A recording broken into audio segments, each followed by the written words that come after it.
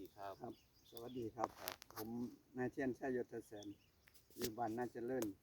หมู่ 8ตำบลบางท่องจังหวัดอำเภอนาวังจังหวัดหนองบัวลำพูเนาะ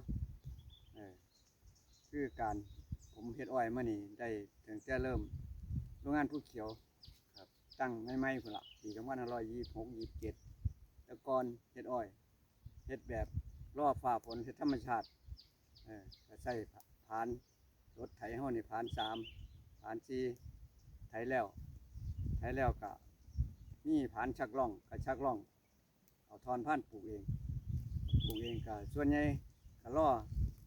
น้ำฝนน้ำฟ้าล่ะถ้าบ่มีฝนก็บ่ค่อยบ่ได้ปลูกบ่รู้จักวิธีใช้การวางสายน้ำหยดต่อมาอีกประมาณได้2537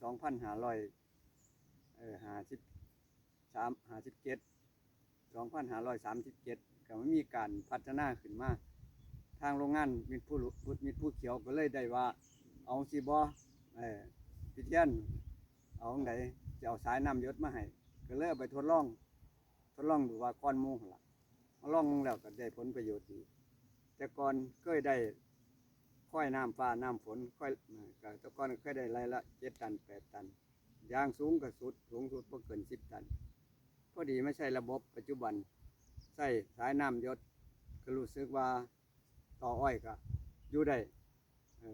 จากแต่ก่อนเคยได้2 ปี 3 ปีอยู่ได้ถึง5 ปีเอามาใส่น้ำหยดก็รู้สึกว่าได้ดีกว่าตั้งแต่ปลูกธรรมชาติถึงว่ามาดูแล้วผลผลิตปัจจุบันนี้ใส่น้ำหยดก็ได้ประมาณไรละเฉลี่ยไรละ15 ตันขึ้นแปลงที่เฮ็ดดีๆลี่ก็ได้ฮอด20 ตันฮอด25 ตันก็มีแปลงที่เขาเฮ็ดได้ดีๆเนี่ยที่มันดีก็ที่แต่ก่อนก็ปลูกประมาณบ่หลายไรดอกแต่ก่อนก็ประมาณ30-40 ไรพอถึงปัจจุบันนี้รู้สึกว่าขยายให้ออกมาเป็นพันกว่าไรแต่รายได้ก็รู้สึกว่าดีกว่าแต่ก่อนหลายที่สุดละที่ให้น้ำหยดขับอ้อยก็มีสิ่งใดที่จะอยากสอบถามอีกก็สอบถามได้แล้วก็ในส่วนของสายน้ำหยดนี่พ่ออยากฝากถึงพี่น้องชาวไร่อ้อยที่อยู่ในพื้นที่เขาแล้วก็อยู่บริเวณของจังหวัดเลยเนี่ยนะครับอยากฝากว่าการใส่สายน้ำหยดเนี่ยดีจังใดนะครับพ่อก็อยากฝากถึงชาวไร่ในเขตจังหวัดเลยหรือจังหวัดหนองบัวลำพูเฮานี่แหละครับวิธีการใส่สายน้ำหยด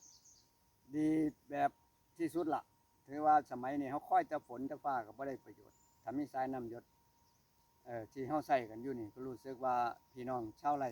ตื่นตัวหลายอยู่แต่ก่อนก็บ่มีผู้ใดเฮ็ดพอปานใดพอดีเห็นผมเฮ็ดขึ้นมาคนใดก็สอบถามอยู่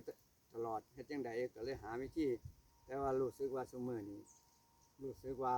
พี่น้องชาวไร่ตื่นตัวหลายอยู่ดอกครับให้น้ำหยดเกือบทุกแปลงทุกหม่องน้อยหม่องจะบ่ให้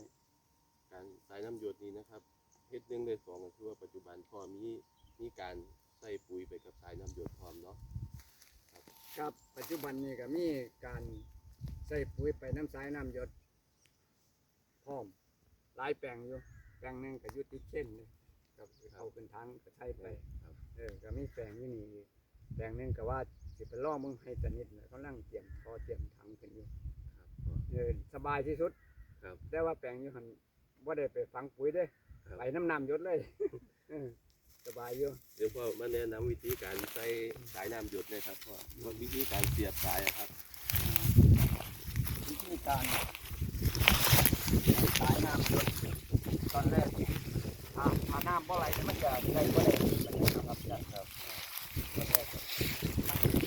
มันบ่มีน้ำสมมติว่าบ่มีน้ำใช้ยากใช้บ่ค่อยเข่าเนาะตามปกติแล้วสิบ่ค่อยเข่าเด้พอดีก่อนเฮาสิเสียบเฮาเปิดน้ำก่อนเฮาเปิดน้ำไหลปิ๊บแห้งเข้าไปมันสิสายมันสิไข่ขึ้นเสียบปั๊บเข้ารถแต่คนงานเฮ็ดงานให้ประจำอยู่เดี๋ยวนี้ก็ถ้าบ่มีน้ำเพิ่นก็บ่อยากเฮ็ดเด้เดี๋ยวนี้เพิ่นว่ามันเสียบยากถ้ามีน้ำปล่อยไปเสียบปุ๊บสายมันไข่รองขึ้นเสียบไปปั๊บมันถือว่าสายมันขาดนี่ขอต่อสายน้ำหยดมันต้องไปถ้า ถ้าบ่มีน้ำก็ต่อยากถ้ามีน้ำไหลดงหนึ่งมันสิสายมันใครยังลองเหยียบปั๊บแต่เป็นที่สุดอยู่วิธี นี่ระยะเวลาที่พ่อวางเนี่ยนะครับเขาเปิดน้ำแค่อ้อยอยู่ประมาณจากชั่วโมงก็ คือตาม